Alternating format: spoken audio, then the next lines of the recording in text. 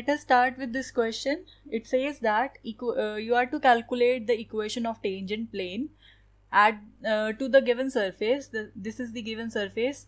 X square z plus square root 8 minus x square minus y square is equal to 6 at this given point 2, 0, 1. So we are to tell the tangent plane is which among these 4. Okay, so if you remember the equation of tangent plane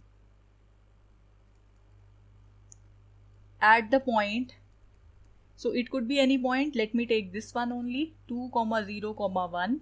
This is given by x minus the x coordinate here 2 into the derivative of your surface f with respect to x at the given point p. Suppose this point is p, right? So its value calculated at the point p plus y minus the y coordinate here is 0, and the derivative of surface partially with respect to y calculated at the point p plus z minus the z coordinate, that is 1, and the derivative of the surface partially with respect to z. This is equal to 0. So this is the equation of tangent plane. So here first of all let us define our surface. So our surface consisting of x, y, z is that which is given by this equation. So I can rearrange it to make it a function. So it could be x square z plus square root of 8 minus x square minus y square minus 6. So this is the surface.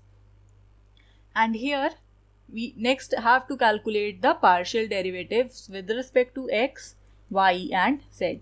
So firstly, when you differentiate partially with respect to x, you will keep y and z to be constant. So here it would be 2xz plus 1 divided by 2 square root 8 minus x square minus y square into minus 2x, right?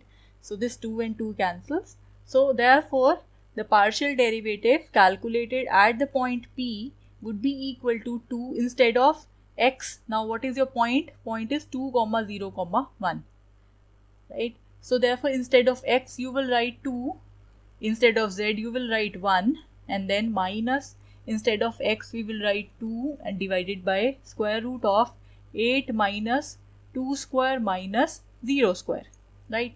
So you can simplify this, it becomes 4 minus 2 divided by square root of 8 minus 4. Now it would be 4 minus 2 upon 2, which is equal to 3. So your derivative calculated at the point P is equal to 3 here. So this value we obtain as 3, right? So x minus 2 would be as such, and then y minus 0 would be as such, and then we'll calculate the partial derivative with respect to y. So here the partial derivative of f with respect to y is obtained. Here in the first term there is no y. In the second term I have 1 divided by 2 square root of 8 minus x square minus y square into minus 2y, right? So when you calculate the derivative at the point P, so in place of this 2 and 2 will cancel, in place of y you will substitute our point P, it was 2, 0, 1, right? Yes. So it is 2, 0, 1. So when you substitute in place of y the value 0, you have this term as 0 only. So 8 minus 2 square minus 0 square. So 0 upon some finite quantity is 0. So the second term over here is 0.